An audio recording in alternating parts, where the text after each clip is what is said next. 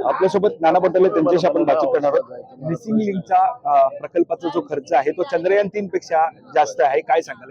आपण विचारलेला जो प्रश्न आहे तो बरोबर आहे आणि ज्या पद्धतीनं मिसिंग लिंकला जो खर्च झालेला आहे तो खर्च चंद्रयानालाही आपण म्हणजे 4 चंद्रयान पाठवू शकतो एवढा खर्च याच्यामध्ये केलेला आहे। त्याचं समर्थन या राज्याचे मुख्यमंत्री करत असताना आपण पाहिलं।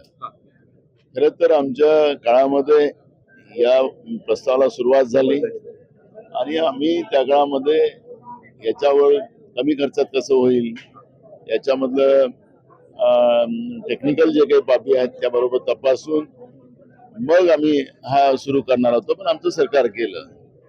जे 3000 कोटीचं मिनिमम खर्च या मिसिंग लिंकवर होणार होता त्याच्यावर आता जवळपास खर्च 7181 कोटी रुपये या ठिकाणी केला गेलेला आहे।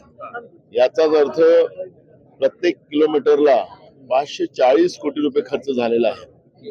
तरी सुद्धा याच्यामध्ये ह्या त्रुट्या येणं, या पद्धतीनं एका पहिल्याच पावसात या पद्धतीनं हे सगळं होणं हे खऱ्या अर्थानं याचं आता पूर्ण ऑडिट आणि भ्रष्टाचार या सगळ्या गोष्टी तपासण्याची वेळ आहे। आज विधानसभेत आम्ही ही भूमिका मांडू। 4 वर्ष विविध आपल्याला यामध्ये कोटेशन पाहायला मिळतं। बरोबर आहे, याच्यामध्ये आपल्याला लक्षात असेल की हे सगळं सेटलमेंट कसं झालं असेल ते सेटलमेंट याच्यामध्ये लक्षात येतं आणि याच्यामध्ये ज्या कॉन्ट्रॅक्टरनी कमिशन जास्त दिलं त्या कमिशनच्या आधारावरच हे काम झालं का? आणि मला तर वाटतं की राज्यामध्ये मुख्यमंत्र्यांनी एक जाहीर केलं पाहिजे की एकूण राज्यावर कर्ज किती घेतलं आणि राज्याच्या जनतेवर बोजा किती बसवला याचाही त्यांना आता पुढच्या काळात माहिती द्यावी लागेल। कॅमेरा पर्सन अवधेश कोरीसह मी वैभव पाटील, मुंबई।